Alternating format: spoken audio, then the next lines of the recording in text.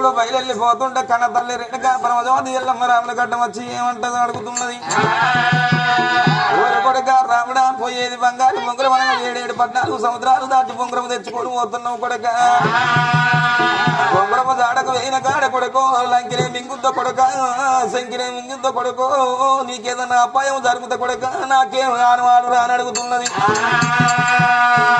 అప్పుడు పరశురాముడు ఏమంట చెప్పుతున్నాడు. ఇంటివే కన్న తల్లి నా పేరు మీద 7 తాటి గమ్మల కుడిసె లోపల వనంగా ఎలనాడు కుమ్మరుల్ల ఇంటికి పోయి మట్టి చిప్ప తెచ్చుకొని ఎద్దు పూస వద్దు వేసి మడవంత నూనె పోసి ఎలనాడు ఒక నా పేరు మీద గంట దీపం ముట్టించుకొని దీపం కాడ ఎదురు చూడు.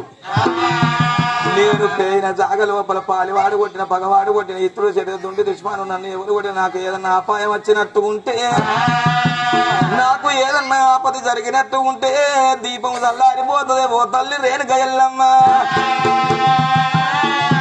ఈ దీపం చల్లారిపోతే నాకు ఆపద వచ్చిందనుకో నా జాడలు పట్టుకొని రమ్మన్నాడు. కన్న తల్లి రేణుక ఎల్లమ్మకు వానవాళ్ళు చెప్పి రాముడు బయలుల్లి ఏనాడు వెళ్ళిపోతున్నాడు. ఎక్కరాని కొండలు ఎక్కిపోతున్నాడు, దిగరాని కొండలు దిగిపోతున్నాడు, దండి కొండలు దాపారం వెళ్ళుకుంటా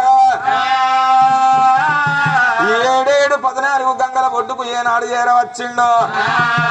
గంగల ఒడ్డుకు చేరవచ్చిన రాముడు చూసిన గంగన కళ్ళ చూసిండు.